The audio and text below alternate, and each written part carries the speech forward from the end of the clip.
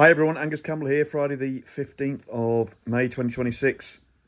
Right, following on quickly from the last video and trying to finish off these rocker boxes, just to recap, we couldn't put the inlet rocker box on because we found a bent push rod, and the other two weren't looking too clever either. So got a replacement set of 3. So I've just placed those in there with some grease on the cam follower cups, and we'll get this inlet rocker box on now using the same technique as before. Just got to be careful to make sure we get the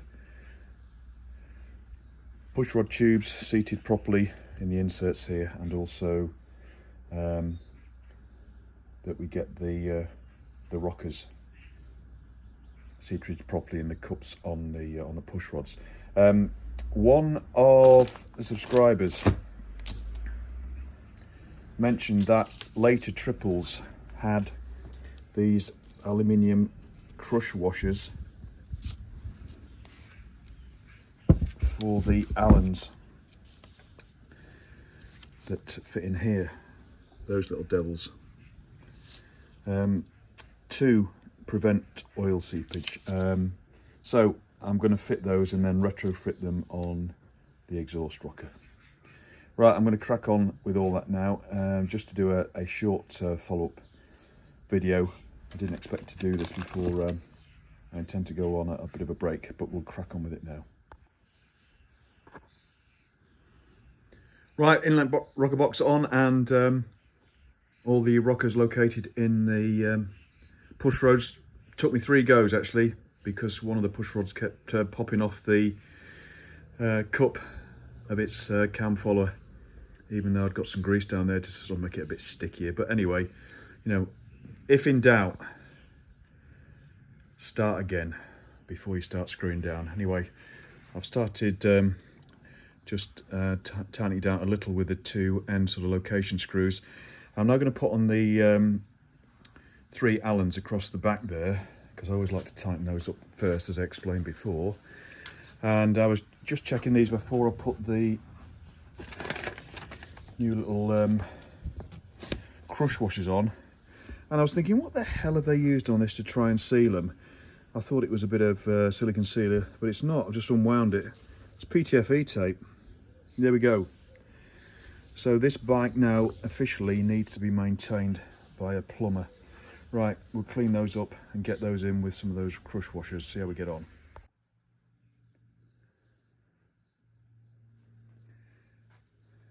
She's on, all the bolts are in, and the head is torqued down, so it's 18 pounds. The torque settings for the main 8 head bolts and the 4 head studs, and start from the centre diagonally out, bit at a time. Never torque it all down to 18 pounds on one bolt and then do all the others. Nice and steady as we go along. And you can see that these are a little bit prouder against the rocker box face now than those, because of their washer. So I will do these one by one next, but possibly not today. And obviously the proof of the pudding is, will it turn over? Well, you can see I've put the Kickstarter on. I've already cheated on that. So she does indeed turn over. There's the valve going this side. So full turns.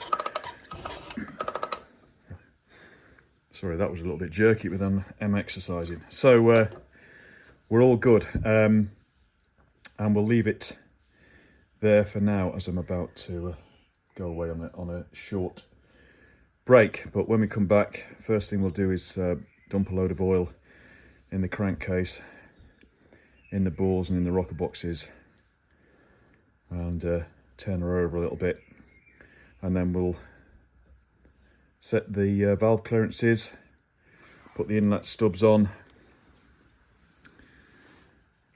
put the rev counter drive shoulder in, and put the rev counter drive in, and then we can think about rear engine plates and exhaust. Sounds a lot, but actually we should be able to knock them with those fairly quickly now we've got the big jobs out of the way. So as I say, took 3 goes on the inlet rocker box to make sure that the push rods were on properly, and as I say, first 2 times I accidentally pushed one of the couple of the tappets down, and that pulled the push rods off the cups of the cam followers. Anyway, all good now. Right, I'm waffling on, just a little short one, and I'll see you all again probably in about a couple of weeks. Cheers everybody, thanks very much for watching. All your interest, comments and subscriptions, appreciate it. All your technical advice and stuff as well, it really helps. Great community. Thanks guys, cheers.